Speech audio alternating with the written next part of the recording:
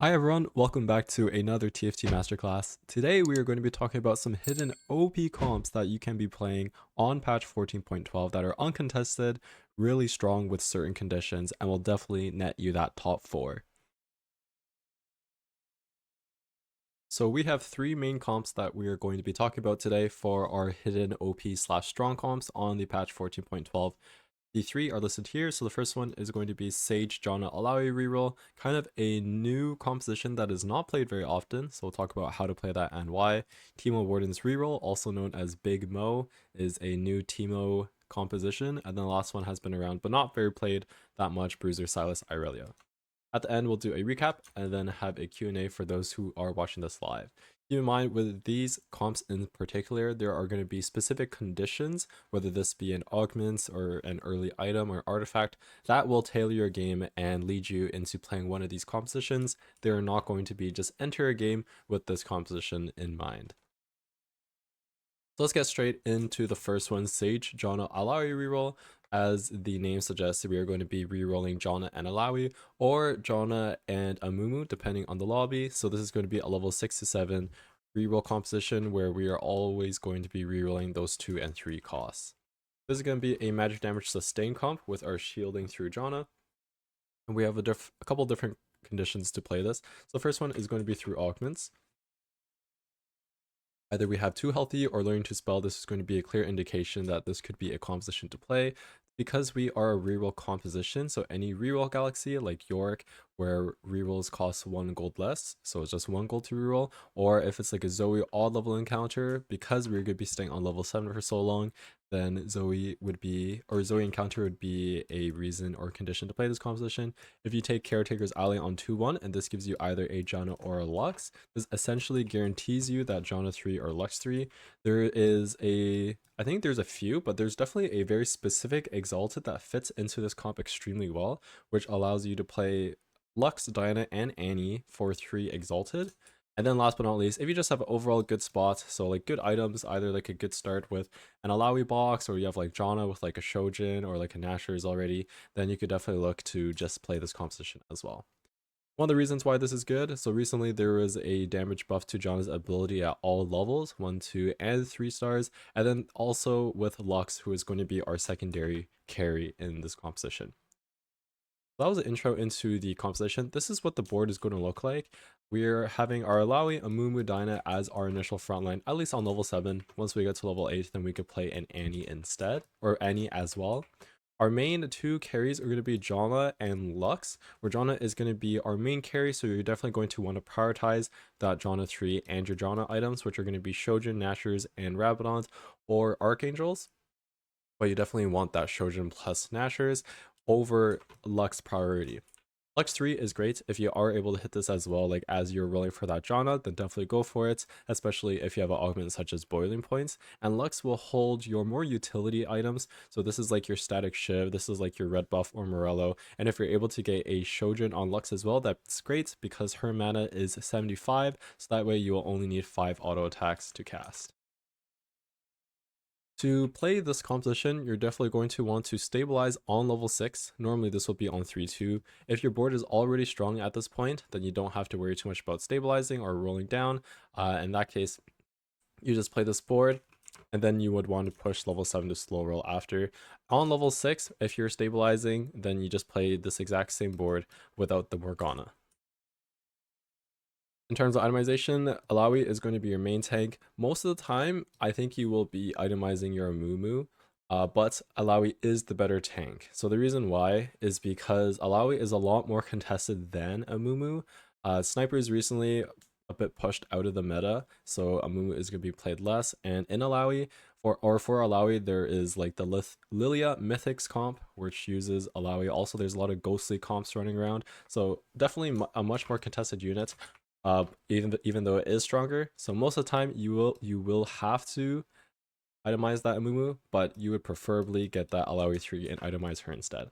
So take that as you will. Basically, for actuality in your gameplay, just itemize whoever you 2-star first, or scout around and then see which one of these units are going to be more contested.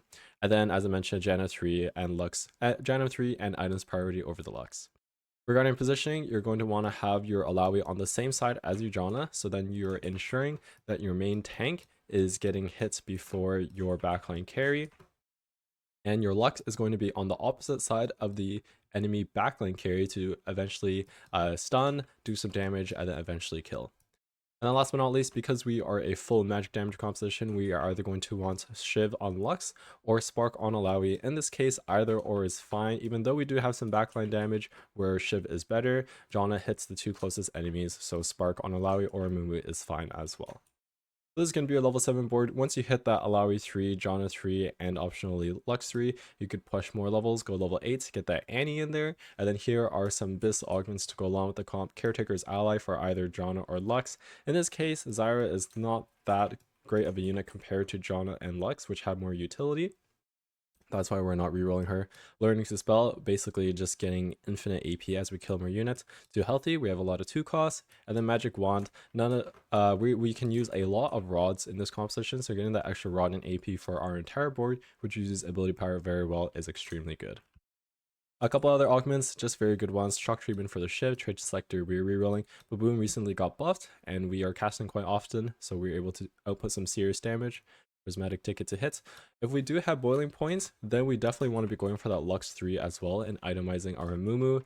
Then instead of Shojin, we're going to want to put a blue buff on Lux, because with boiling point you gain 3 extra mana per auto attack, so now it's 8 per auto attack, which means that getting up to 65 mana is going to be a perfect interval. So we'd rather that instead of Shojin. And then a couple others are just extremely good for this composition, so definitely try it out. Very good comp if you have the spot for it, but very underplayed, and you will most likely not be contested playing this composition. That's the first one, Janna, Alawi, Sages.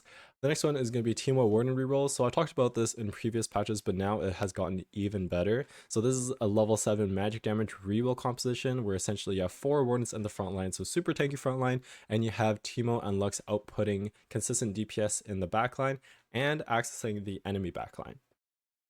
Conditions to play this comp is going to be number 1, having the Blighting Jewel artifacts, either from Portable Forge, either from Living Forge, and not Latent Forge, because that's just too late into the game to be able to commit to this comp. Being able to get this artifact is the best item on Teemo, and I'll explain why in a second. That's the first one, and the other one, Caretaker's Ally, either for Teemo or Lux, and the third one, Anvil Buffet region or Component Buffet, in order to secure that best in slot items for your carries. Very last thing, once again, we are a magic damage composition, so either have Spark or Shiv. In this comp in particular, we would much rather have Shiv because we have so much backline access and so much backline damage that we want to be getting that Shiv proc onto the backline where Spark wouldn't be able to, so in that way our Teemo and Lux can do more damage and pop that enemy backline carry.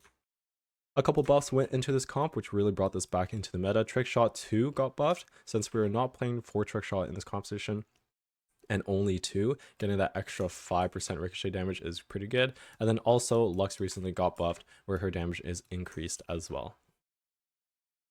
That's an intro into the composition. This is what the board is going to look like. As I mentioned, we have our 4 Wardens in the front line, and then in our back line we have Lux and Teemo outputting our damage.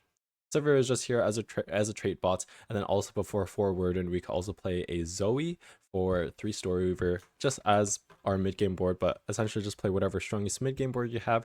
Early game, however, we can play these 3 Story Weaver trick shot opener. We have our Sivir, Teemo, Garen, and then like a Riven, and we're going to be wanting to itemize our Teemo ideally with that Blighting Jewel, a blue buff for sure, and then +1, either like a Gunblade in this case, a Rabadon's is fine, or a Nashor's. If you don't have Blighting Jewel, then you'll just do blue buff, blue buff Nashor's Rabadon's, or blue buff Nashor's Gunblade. You're gonna want to reroll on level 7 starting on stage 4-1 and try to get that Teemo 3, Lux 3, and Alawi or Mumu 3. Same case as our previous board. Technically, Alawi is the stronger tank, however, because she is more contested, sometimes you will have to reroll that Mumu instead. And then our last one, as mentioned before, utility items on the Lux. Hopefully try to get her Shojin, same thing as the previous comp, but red buff, Morello, Shiv is going to be your Lux item holders. This is just your base positioning to greed that silver value. However, as you get more into the late game, then you'll want to start to position in order to get Lux attacking the enemy backline carry, whichever way that they are positioned. This can be a level 7 board. After you hit that Alawi 3, Teemo 3, you're going to want to start pushing levels and eventually end off on a board like this, where you can have Set as your secondary and Zaya as your backline carry as well, at least to hold AD items. Present slot augments to go with this comp. Lucky Ricochet basically will give us an extra bounce and able to get those Teemo mushrooms all over the board. Portable Forge and Living Forge to try to get that Blighting Jewel on 2-1. So if you are able to get this case, then basically you can hard force this comp once you have this specific artifact. The reason why it's good is basically whenever the holder, an ability from the old holder hits an enemy unit, it'll reduce their magic resist. And then once their magic resist, I think, is to 0, then the holder will gain bonus mana. So it works extremely well with Teemo and Trickshot. Being able to cast its mushrooms across the entire board reduces everyone's MR, dealing a lot of damage, and then gaining a lot of mana, which casts even more. So it's an extremely great combo paired with our infinite tankiness frontline of the 6 Wardens. Caretaker's Ally for that Teemo or Lux. Spirit Gardens, because we have the Warden frontline. Jewel Lotus 3 allows us to get essentially like a 4-item Teemo and Lux. But boom, we're casting very, very often with Teemo. He will have a mana pool of 20 once you have the blue buff on him, and then learning spell to getting infinite AP. So this is the Teemo Warden reroll comp. This definitely give a try, especially if you have the Blighting Jewel artifact. Without it, I would only play it if you have the other conditions, so like a Caretaker's Ally for that Teemo, or just an amazing start for this composition. Okay, moving on to our very last one is going to be Vertical Bruiser. So this is going to be a fast 8 comp where we are going to be wanting to play around Irelia and Silas. So conditions to play this composition, either A, we get a artifact called Innervating Locket, and we are able to put this on Riven. Riven uses this item insanely well just because her low mana pool will allow her to activate this item very often and regenerating a lot of HP. Or you have an augment, either Well-Fed, Lucky Paws, or Bruiser +1. Bruiser +1 is not great on 2-1, however, paired with either Well-Fed or Lucky Paws is very, very good. Because we are just going to be playing basically a very meaty, very tanky, bruiser-like team, there are going to be very long fights, no burst, which means that we would really need heal cuts in order to prevent the enemies from healing back up and sustaining through our whole board. The reason why this comp is getting back into the meta is there are some recent buffs. So Gallo gets 20 mana shaved off the top, and Riven gets ability damage increased at all stages of her kit. That's an intro into Vertical Bruiser. This is what the board ideally looks like when we do have a +1. So we could play around 6 Bruiser. Technically, we could play around 8 Bruiser as well. If you have better units to play, like Rakan, etc., then play them instead. However, you could definitely play 8 Bruiser, especially if you are able to. If not, then you can play a board like this. You can tempo early with 3 Story Weaver, so Riven plus Rek'Sai is really good for 2 Bruiser in your front, and then in the back line, you could just play either like Trickshot Teemo or Zoe if you have it, but that's just essentially an early tempo. Once you get to level 8, then make sure to itemize your Silas with like Spark, Crown Guard, Archangel, or Helm. Archangel is actually quite good because the fight lasts so long because we have so many frontliners. And then Galio holds a Gargoyle Stoneplate because he taunts all of the enemies, and a Redemption to heal back up. Our backline carry is ideally going to be Irelia. Before you have Irelia, you can play like a Sivir plus a Isa, but definitely play Irelia once you have the chance, and we need that heal cut, so either Morello or Red Buff works on her, and then other 2 damage items, either like Gunblade and Runons plus Guard Breaker. These are ideal Irelia items. If you do have Lucky Paws on 2-1, then even better. You're going to play 6 Bruiser and eventually 8 Bruiser if you have Lucky Paws anyway. So reroll for that Kobuko 3 first on level 4, and then once you have that, you can start pumping levels. And remember, if you have Lucky Paws on your Kobuko 3, you're going to want Declaw, Redemption, and Bramble, or a Gargoyle. This is what the comp is. It's a very, very tanky comp, and it's you have a lot of frontline, you do a lot of damage. However, you will lose if you get your Silas popped right away, so that's why you don't want to put Silas right on the very end, and you do want the Silas to be on the same side as the Galio. So then if there is an enemy in this corner, like they swapped last second, then Galio will taunt, and they will be attacking the Galio instead of our Silas, our damage dealer. That's basically the case for all boards. You want to make sure that your tank gets hit before your damage dealers, because once your damage dealer is dead, then you are in trouble. You are in trouble. So that is the level, that is the board, and then vertical bruiser augments to go with this. Well fed, extremely good. Since we are playing vertical bruisers, almost all of our units will benefit from the HP regen. Lucky pause. We're just going to be playing the Kobuko reroll then, and then pushing levels. Bruiser +1. Unified resistance is really good because bruiser only gives us pure max HP, so we have a ton of HP and a ton of frontliners. So then that way, being able to combine that with unified resistance, everyone's already in a line, giving them resistances to multiply our effective HP. Resistances plus our HP means that we get a much tankier unit. So that's why unified is so good. Heavy hitters because we have so much HP. Same thing with martyr, and then sentient because our fights will be going on quite a long time. All right, and that is everything for today. So I'll do a quick recap and we're done. So a pretty fast guide today. We just talked about 3 comps that are not played too much in the meta, however are doing quite well if you have the spot for them. Sage, Janna, Alawi reroll, Teemo Warden's reroll are pretty similar. They're both reroll AP compositions where your frontline is either going to be Alawi 3 or Mumu 3. Both backlines share Lux, however one has Janna plus Lux and the other has Teemo plus Lux. Plays if you get them for caretakers, a specific artifact, or just an overall good start for these comps.